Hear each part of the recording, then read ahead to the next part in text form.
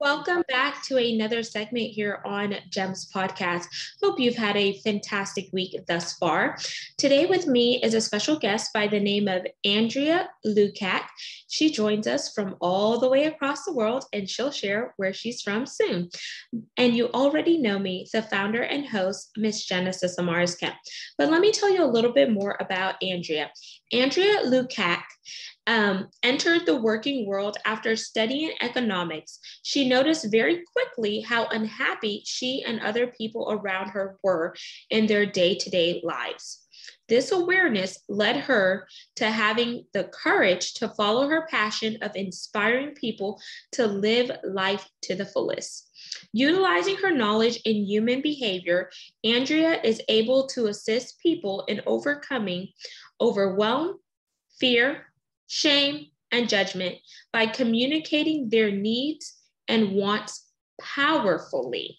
So without further ado, let's welcome the woman behind it all who's gracing us with all of her knowledge today. Welcome, Andrea. Hello, welcome everybody to our show today. It's such an honor to be here because I know you're joining us from Austria, right? Yes. So that is amazing because you're actually the first guest from Austria. And I'm just super excited to have you within the community. And I definitely want to give the audience a chance to connect with you in a fun and personal manner before we jump into the core of the segment. So there are two options to choose from. We can do an icebreaker or a rapid fire 10-question game. What are you in the mood for? I would suggest rapid fire. Okie dokie. We're playing rapid fire with Andrea and Genesis. Do. Question number 1. What is your favorite food? Oh, so I love pizza. Me too. Question 2. Favorite color? Red. Question 3. If you could go anywhere in the world and money was no option, where would you be headed? So in Dubai. Question 4. If you had the chance to have lunch or dinner with any person, past or present, who would it be? Tony Robbins. Question 5. Would you rather a dream car, dream home, or who says you can't have it all? Let's go big and have both. Yes, both. Question 6. Name a quote or mantra or something that just picks you up when you feel low. I am worthy, or I am enough. Question 7. If you could recreate any significant moment in your life or change something about it, what would it be? So I will speak out for myself. Question 8. You get 3 random acts of kindness per day. What are your 3 acts to do today? X? Yeah, acts. Like, so you do something good for someone else. And there's 3 things. So I will smile to a person. I will help them maybe in a conversation or ask them how I can be of assistance. And I will ask if we want to go for a coffee. And 9. What's one thing that makes you uniquely you, Andrea, that no one may know about you, but it's something that if they know, they'll be like, oh, wow, I had no idea. So I'm very empathetic. And question 10, it's our pass or play question, and here are the rules. If you pass, our roles are reversed, and you get to ask me a question. If you choose to play, I ask one last question to wrap up rapid fire. So do you want to pass or play? I want to play with you. Okay, so last question. What is your drink of choice? Coffee, tea, or something else? Definitely coffee. Amazing. And thank you for playing rapid fire, Andrea. Now let's dive into a bit of your background, and we're going to build up to the work that you're doing now. So I know your bio mentioned that you now help people, really take ownership of their lives and just live their lives to their full potential. So what was it like growing up for your childhood, and how has that made you the woman you are today? Give us a condensed version of your background, just so we know who Andrea was and how she's transformed to the woman you are today. So I was studying economics, and I found out that not everyone was very happy. So we did a good job, and but with these do's and don'ts and this all regulation, the people were holding back so much. And I was asking myself, so why is that that way? And I was not liking it until I decided to have a greater look on it, and began to studying this field. And as I saw what is possible, so the difference which I saw was so huge that I felt for myself I have to do something about it. That's amazing. And just hearing how you said you realized by observation and personally that people were not happy, you were not happy, and there was something more that you needed to do to fulfill yourself and to really ignite your purpose, right? Yes, yes. So often people even didn't knew that they are not happy or happy. So it's normal, like this kind of stuff, but also studying the body language and the voice, and something did not match in here. So I was asking myself, what is here happening? So I want to understand this. And I like that because it's so important to pay attention, not just to our inward feelings, but our outward feelings. How are we showing up, and do they mirror each other? Is there synergies? Is it holistic? Because your mind may be saying one thing, but your body is doing something else. So it's out of balance. Yes, and that's why I find a healthy boundary is very important, because if we tend to say yes and we mean no, the body language and the voice and the outside words does not match. So some confusion is produced. It's like the others are feeling something is wrong, but they don't know what it is. And therefore, I'm standing for healthy boundaries and clear and open communication, because so we are in a holistic way sending out one message and not two or three different messages. Yes, absolutely. And whenever you speak on boundaries, I'm a big supporter of really setting up boundaries, but also enforcing the boundaries you set up. Because what good is having a boundary if you're not going to hold yourself accountable or the people around you accountable? Having boundaries is a sign of respect. You're respecting yourself enough to put certain constraints in place, and you expect others to respect you because they set up boundaries for themselves and others. So why can't we as individuals do it without feeling guilt, shame, remorse, and etc.? And there's a good book, Boundaries. I'm not sure if you've read this book. It's by Dr. Henry Cloud and John Townsend, and it talks exactly about boundaries and boundaries. And I have that book, and it's a good reminder for anyone out there who is struggling on how do you effectively set up those boundaries? How do you keep the boundaries, and how do you maintain them? And I know, Andrea, in your line of work, you have some tools and resources to help people who are trying to navigate this. So can you give us a glimpse of what has worked personally for you as well as your clients? Mhm. To set healthy boundaries, I see it as essential knowing our desires, needs, and to be clear of our wants. And so we have to be like a little observer who are observing ourselves first. So we can see what we like and don't like. And by becoming aware of what is, we can change it. Because if we don't have a great look on it, we will not see it and will not become aware of it, and we will not have anything to change.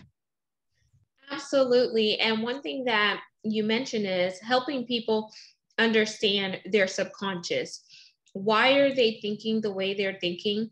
Why are they behaving a certain way? And you're helping them really understand those subconscious patterns in order to help them deprogram and reprogram so they can begin to start fulfilling what it is that they ultimately want to do. So, can you talk about how are some of the ways that you help people unlock what their subconscious patterns are so they could run their lives effectively?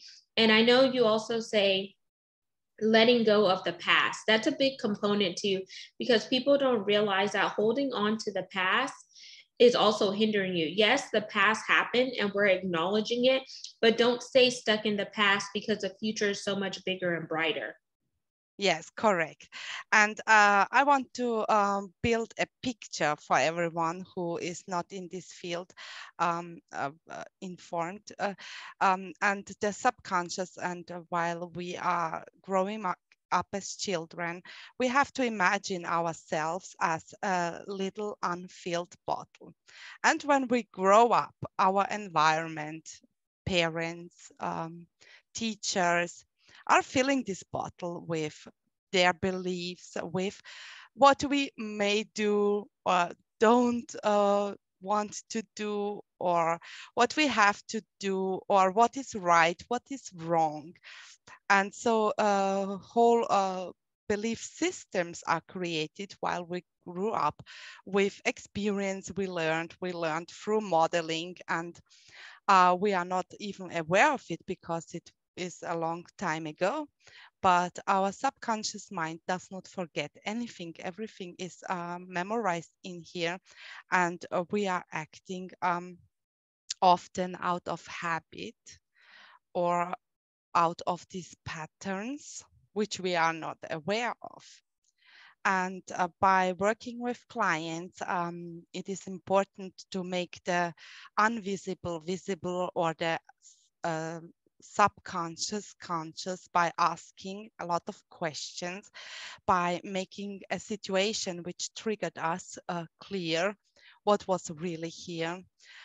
Were we acting out of a pattern, or was it was old pain triggered and we feel some anger or negative emotion?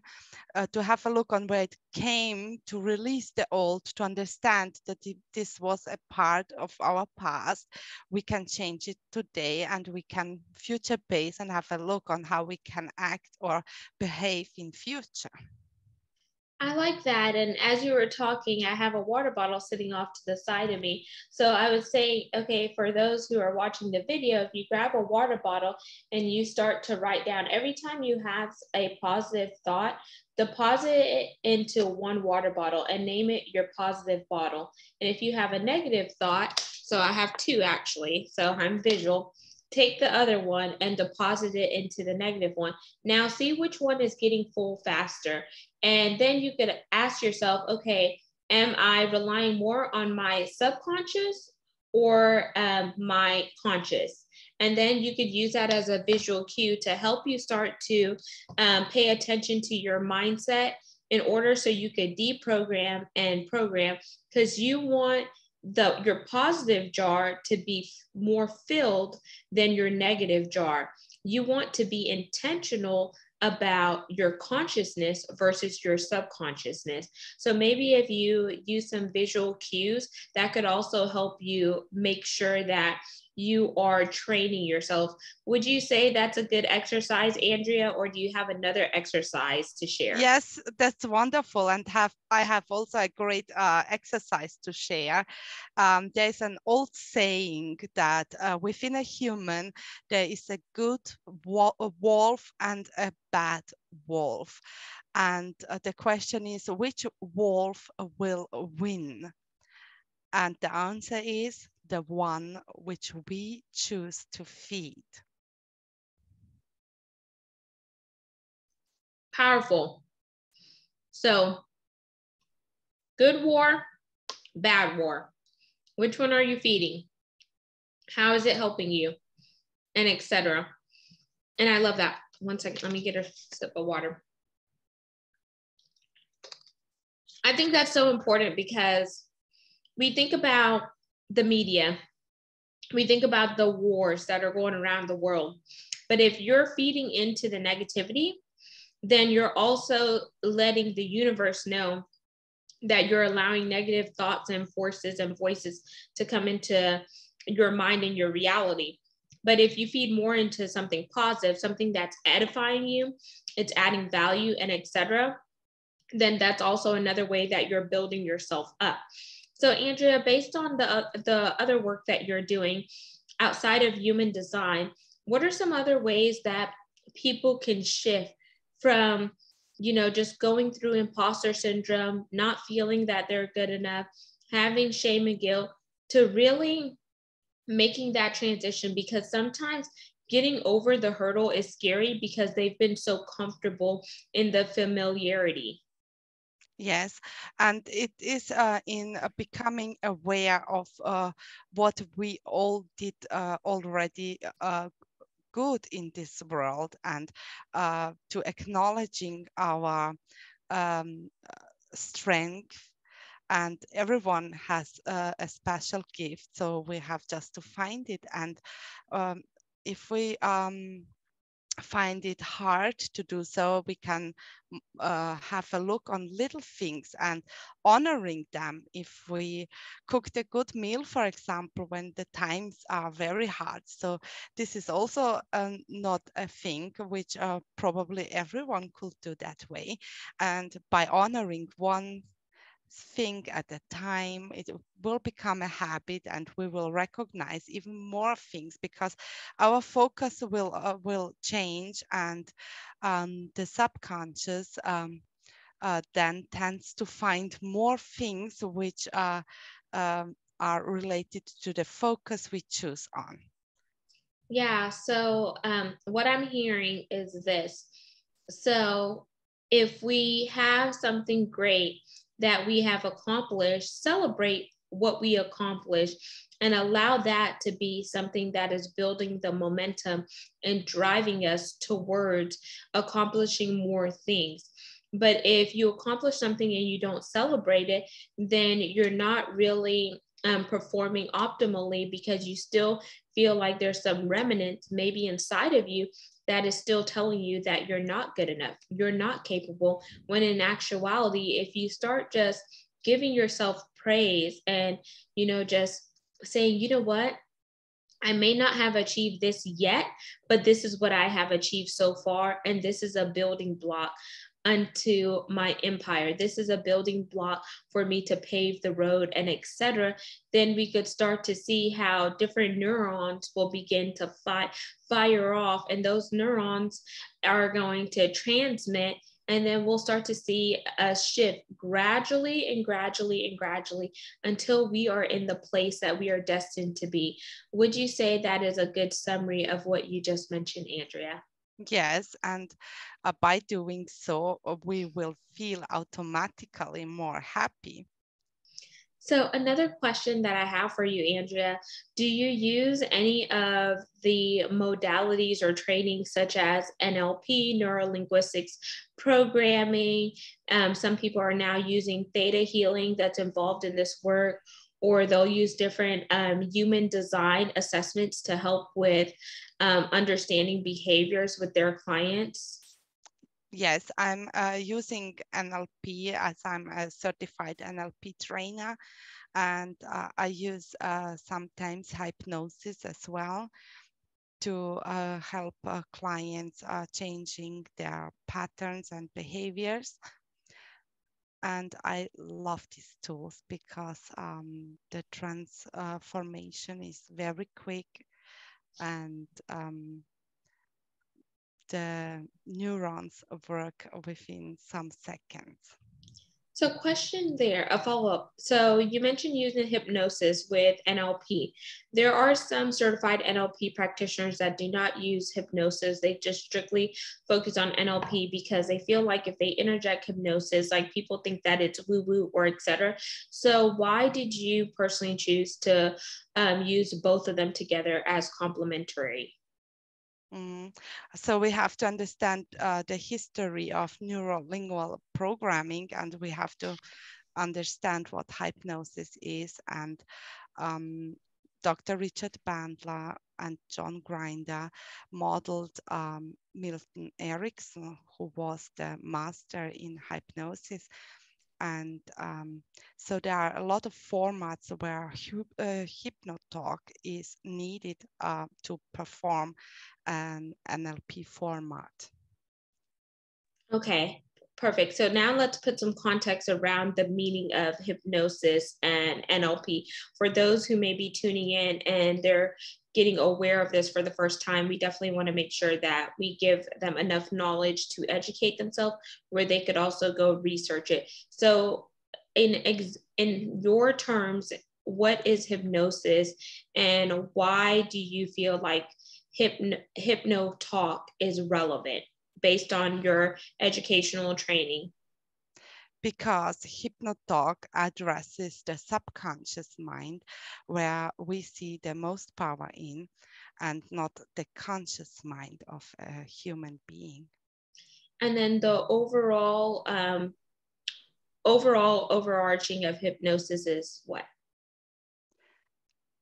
The Overall. So what exactly is hypnosis? Because I want to make sure the audience is really understanding what hypnosis is, because we see hypnosis on TV, but TV tells you a vision and it may not necessarily be what you have learned from an educational standpoint. So can you share, based on your training and experience, what hypnosis is?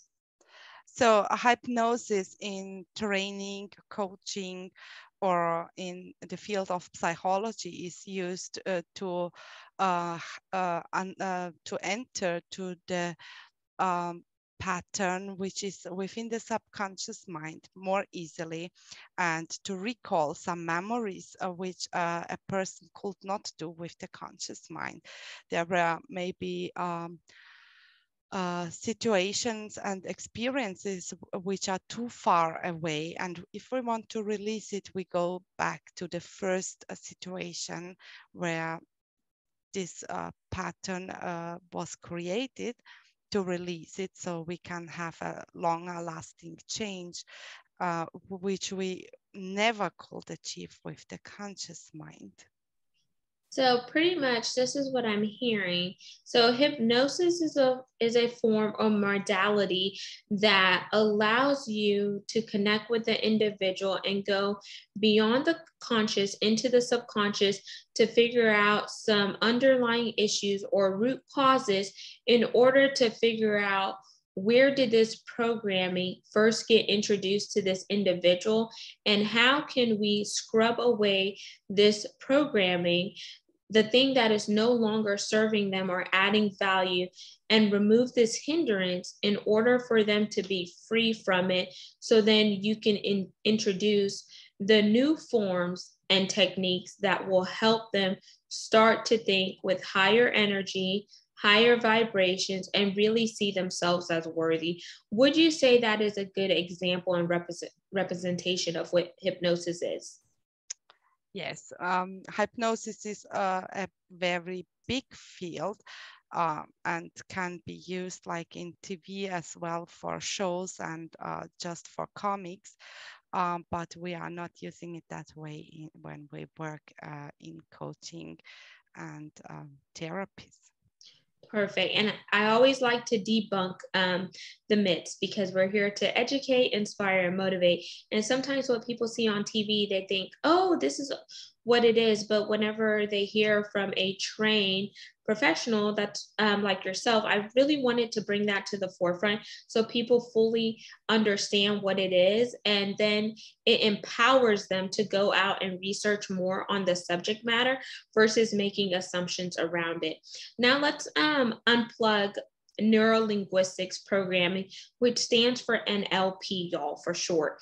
So neuro linguistics programming, the mind, well, the brain, linguistics, the study of language, and then programming. So in your terms and with your education, because I'm not an expert in this, give us a short overview of what neurolinguistics programming is based on your experience in the field and what you have learned education-wise. Yes, it's we can compare it with a computer. So what we put in on data, the software, the hardware, and the data we put in, and we can exchange it, and so reprogram our brain towards our goals. So getting rid of old software and introducing new software, kind of like when you get a brand new computer and it does not have Microsoft Word or Google Suite, there is something that you need to download in order for your computer to function.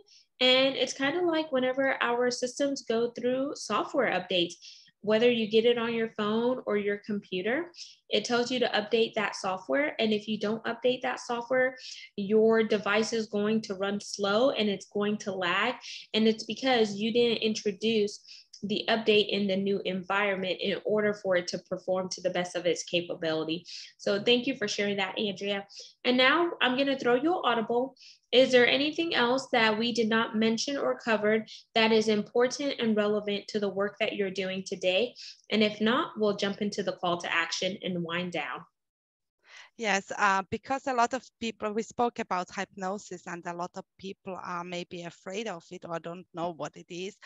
And I just want to add that it's a natural state we are in on a daily basis and don't even know it. And there are situations when we are searching for something and we cannot remember what we are searching for, or we are driving a car.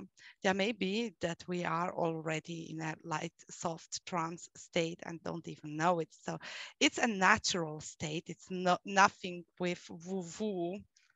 So I find this very important to know. Thank you for sharing that. And now let's jump into the CTA, which is our call to action part of the segment. Andrea, what is your call to action for the audience today based on the information we have shared with them?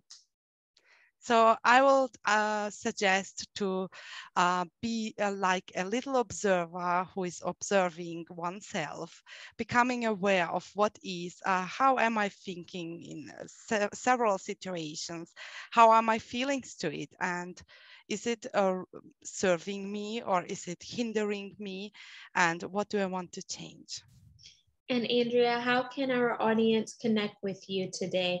What is your email and where do you hang out primarily on social media? So my email address is andrealukac.coaching@gmail.com. And I would really love if you want to share what you find serving from that, what you heard today. And if there was something you didn't like, so please let me know. And you can find me on social media, on Facebook with my name, Andrea Lukac. And there you have it, listeners and viewers of GEMS podcast. You just heard Andrea Lukac, all the way from Austria, joining us today. And we talked about neurolinguistics programming. We talked about using hypnosis, not in the woo-woo form, but in the natural form. And we also talked about human behavior and human design and how you can move from your current situation and your current paradigms into where you want to be in order for you to live life to the fullest and really have that optimization in all areas of your life, which will promote a holistic viewpoint. Until the next segment, next guest, make sure you like, follow, subscribe, and share. This is found on 40 plus platforms.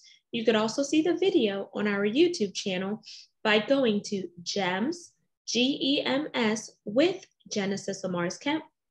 And lastly, but not least, where would I be without my supporters? You know I only think about you. Because of you, we're now ranked in the top 2% globally out of 2.8 million podcasts.